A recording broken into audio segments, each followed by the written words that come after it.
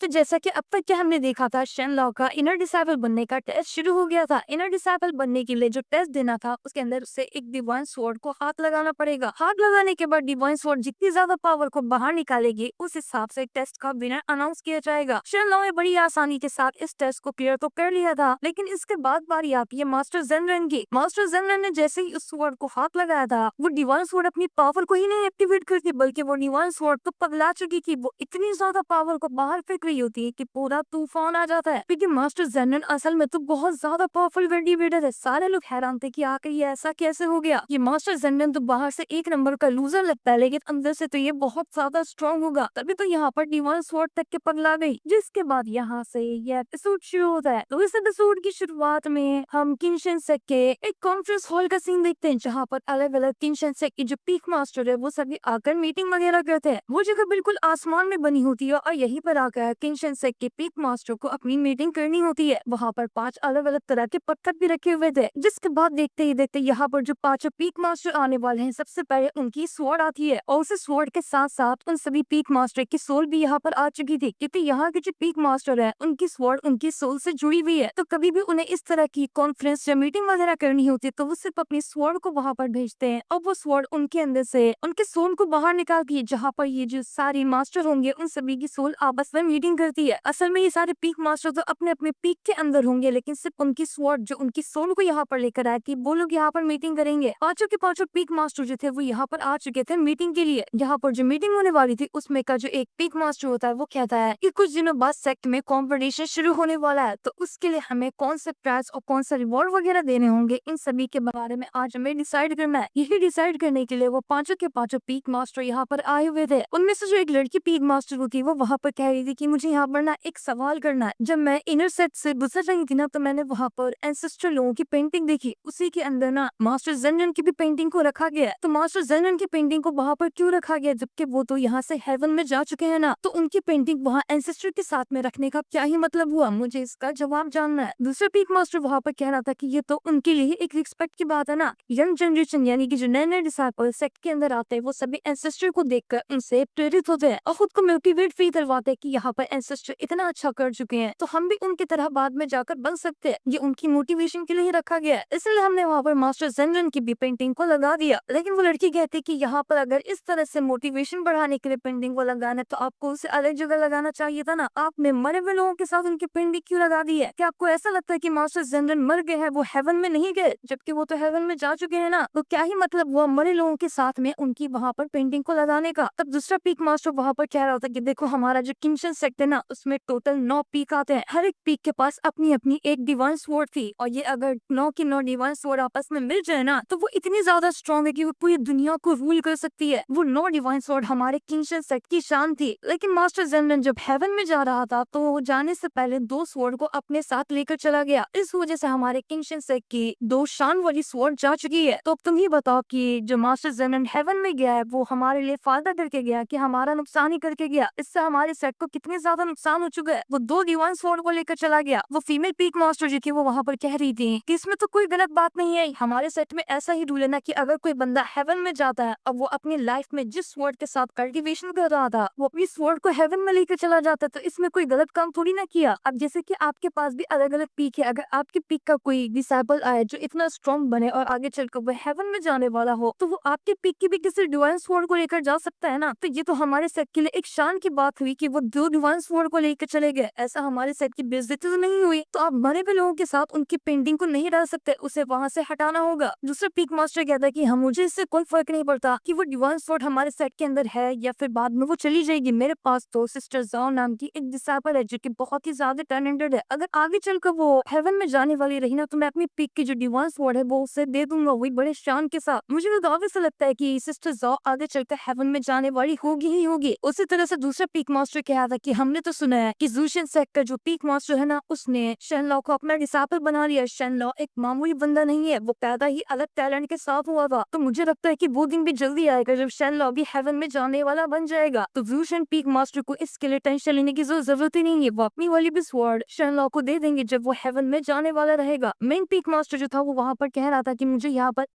I hope दोस्तों मेरा explanation आप सभी लोग को ज़रूर से पसंद आया होगा। तो दोस्तों कमेंट करके ज़रूर बताना कि ये एपिसोड आप सभी लोग को कैसा लगा। और हाँ दोस्तों, मिलते हैं अगले एपिसोड के साथ, तब तक के लिए बाय बाय, टेक केयर।